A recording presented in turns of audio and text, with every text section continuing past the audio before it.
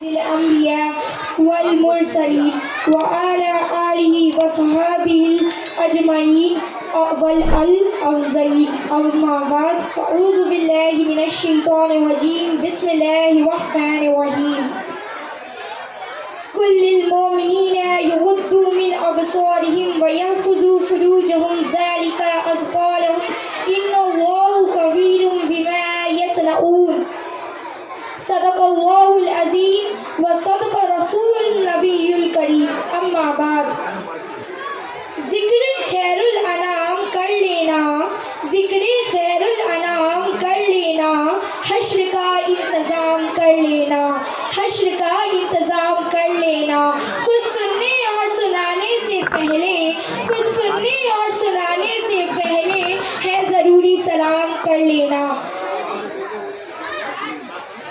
مسند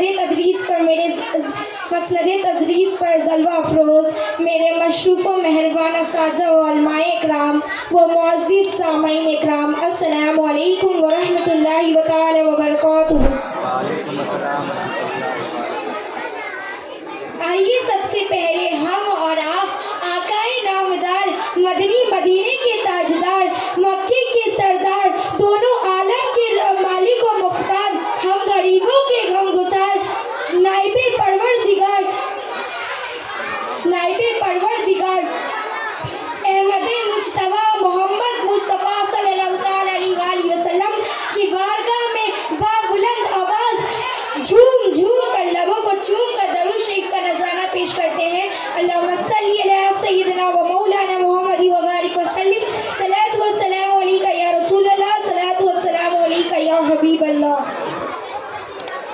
جب غیرت انسان کا سوال آتا ہے جب غیرت انسان کا سوال آتا ہے بنت زہرا تیرے پردے کا خیال آتا ہے بنت زہرا تیرے پردے کا خیال آتا ہے۔ ابھی جو آیت میں نے پڑھنے کی شرف حاصل کی اس میں اللہ بیان فرماتا ہے کہ مومن مردوں سے کہہ دو کہ وہ اپنی نگاہیں نیچی رکھیں اور اپنی شرمگاہوں کی حفاظت کریں، یہی ان کے لیے پاکیزی تحریر طریقہ ہے۔ وہ جو کاروائیاں کرتے ہیں ان سے اللہ پوری طرح سے باخبر اور واقف ہے۔ کہیے سبحان اللہ۔ کسی بھی قوم کی حیات اور اس کی بقا کے لیے پاکیزگی کا اصل مقام ہے۔ امتوں کے زوال کا سب سے بنیادی سبب اخلاقی پیرا روی اور جنسی آوارگی ہے۔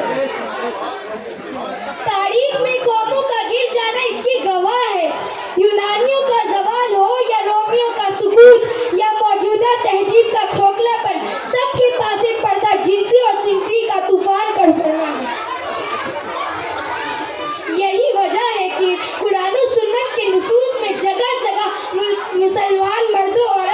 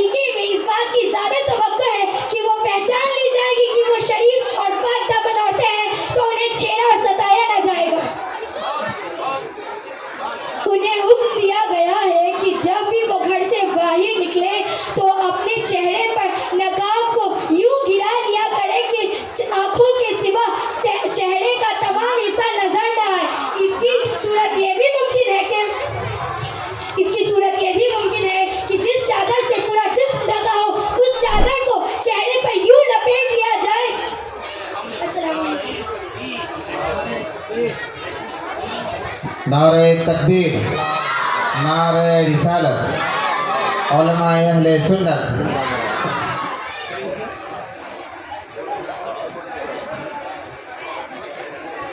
ایک بار درود شریف کا نذرانہ پیش کریں. اللہم صلی علی سیدنا و مولانا محمد مبارک وسلم. صلو علیہ صلاۃ و سلام علیک یا رسول اللہ صلی اللہ علیہ وسلم.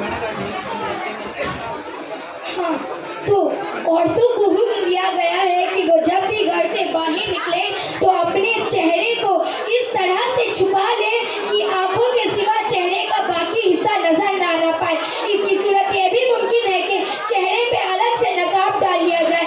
اس کی صورت یہ بھی ممکن ہے کہ جس چادر سے پورا جسم ڈھکا ہو اس چادر کو چہرے پہ یوں لپیٹ لیا جائے کہ آنکھوں کو چھوڑ کر باقی چہرے کا تمام حصہ نظر نہ آئے. کہیے سبحان اللہ. سبحان اللہ. اس کا مقصد یہ ہے کہ جب راستہ دیکھنے کے لیے آنکھوں کو چھوڑ کر باقی تمام چہرہ چھپا لینا چاہیے. بعض منافقین عورتوں کو چھیڑا کرتے تھے. اس آیت میں واضح فرما دیا ہے کہ جب عورتیں پردہ کر کے باہر نکلیں گی تو کسی کو سب دیکھنے والا یہ سمجھ جائے گا کہ وہ پاک دامن اور شریف عورتیں ہیں, تو منافقین کو انہیں چھیڑنے اور ستانے کی جرات نہیں ہوگی. کہیے سبحان اللہ. بعض جو خواتین با پردہ بن ٹھن کر سج سنور کر باہر نکلیں گی وہ منافقین کے چھیڑ چھاڑ کا زیادہ نشانہ بن سکتی ہیں اور بنتی بھی ہیں. یہ دیکھا گیا ہے. مولانا ابو حیات نے اس آیت کی یہی تفسیر کی ہے. آپ سرکار ہمارے نبی محمد مصطفیٰ صلی اللہ تعالی علیہ وسلم حدیث مبارکہ میں مختلف انداز میں فرماتے ہیں, تم مجھے 6 باتوں کی ضمانت دو, میں تمہیں جنت کی ضمانت دیتا ہوں. کہیے سبحان اللہ.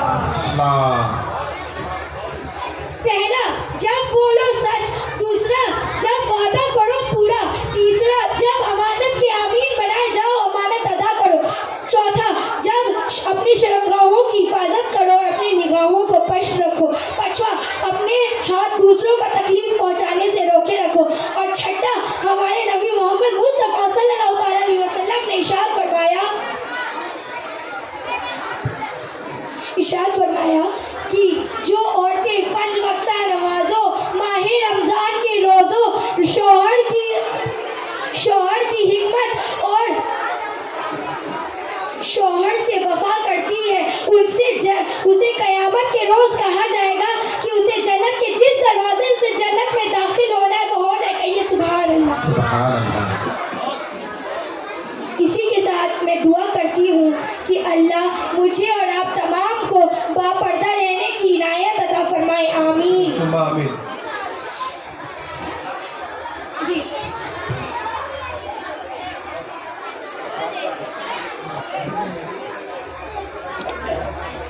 السلام علیکم ورحمۃ اللہ وبرکاتہ.